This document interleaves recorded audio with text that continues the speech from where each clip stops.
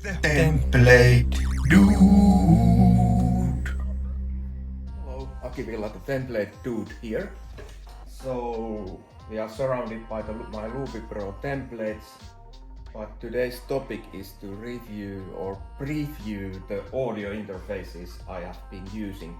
What kind of audio interface I would like to buy to iPad, or maybe even iPhone or PC or Mac. I have been connecting these ones to all of them. But I will not go like in the details, but tell some positives and negatives from each one. It's simple, maybe the most used one of in my iPads, because it's just a USB-C to 3.5mm socket. Kind of get the digital conversion to your headphones, or also for aux output. Start from the most mobile ones, so this is of course the most mobile, and then have the Bluetooth MIDI. You can even use the internal microphones of the iPad. There is some differences between the models, like this one is the Pro model. It has a bit more quality in the microphone. The downside of that is that you will pick some interference, and it's quite difficult to get kind of decent quality for the internal microphones of the iPad. And you have a very small setup with this one and iPad. Polar Go, which is quite new. It's rechargeable, and it has like I think the converters are not that high quality if we go to the downsides. And of course this got like the basic connections, and also it is USB-C audio interface, so it's a decent one in a quality sense, and it's connectivity. And of course this has this stereo microphones, which I have like two sides. One side is that they pick up properly, and you can adjust with it with the own app, like for guitar, or you can adjust for vocals. If you think about the size, it's so small, and the USB-C, and there is 0.5mm out, and then there is this combo input where you can put your guitar, or you can put your microphone in it, and you can even push this button where it is set 48 volts, so it has this phantom power option. But it's very mobile and handy. This is quite similar, but it has maybe even poorer quality in converters, I think. It's very handy otherwise, so I've used this for live sets.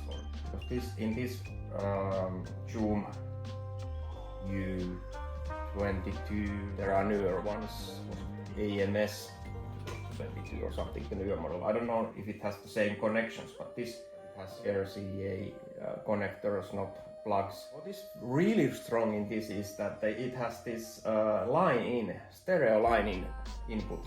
So you can connect two iPads quite easily by adding another one with the line-in, and then USB type B connection. You can use it for. You can also power the micro connector, or you can use batteries. I would prefer that maybe Polar Go is a bit more quality, or quite. The difference is very small, but this is of course a much newer one. So I don't know, maybe in the newer Zoom interfaces it's better sound quality. The converters, I feel like that Arturia Minifuse. So it has of course the strongest point of this one is, and the specific one is, that it has this USB hub, so you can connect your MIDI keyboard to it.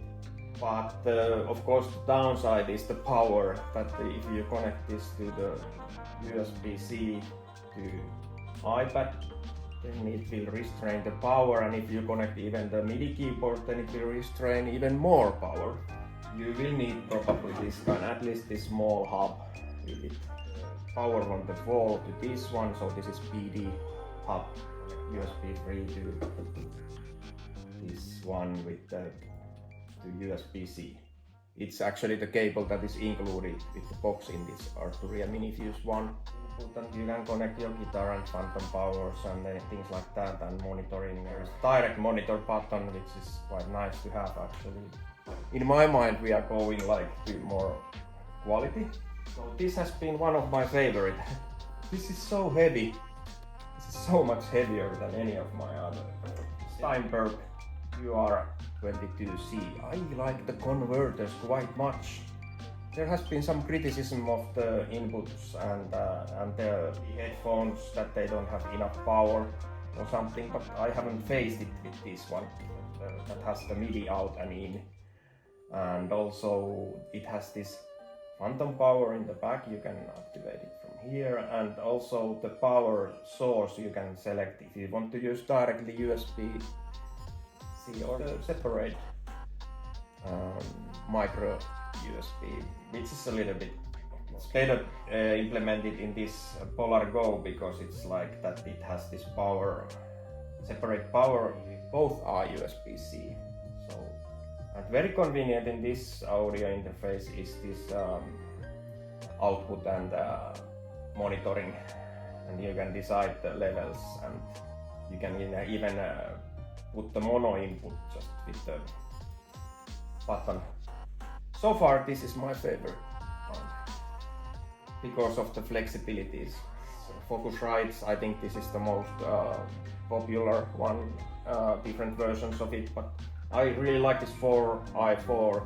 You have these extra inputs, line inputs in here, third generation. Or this has also MIDI ports and also the inputs, like I said, line inputs. And of course the inputs in here, so the input 1 and 2 and the inputs 3 and 4 from the software side. The thing I would like to have in this interface and this price level, I would like to have the second headphone jacket able to be connected, for example, to play with my daughter, so that both of us will hear. We need probably these hubs to connect for iPad. So as an iPad musician, the downside, I haven't made a video yet about the downsides of being an iPad musician, is that it has one port. Like the old Pro models, for example, I have one older model which has this audio, separate audio out. It feels weak to have just one port. Why not dual USB-Cs? Then we need to use these hubs, and I would recommend to use these powered hubs. And in some cases you can of course put the power to these hubs is to use some power bank if they deliver enough power. This is nice for iPads because it acts like an audio interface. You can even use two iPads, you can have the inputs and you can have the USB-C connected directly to the iPad, but then you can use it like an hour or so. So it's not maybe that for a quick session maybe. Yeah, or if you want to record from iPad to this SP, then it's really nice that you just connect it with one cable and that's all. You get the power from there. 6 batteries, I think that's the downside from this. Is like less than 100 bucks. This is like 40 bucks.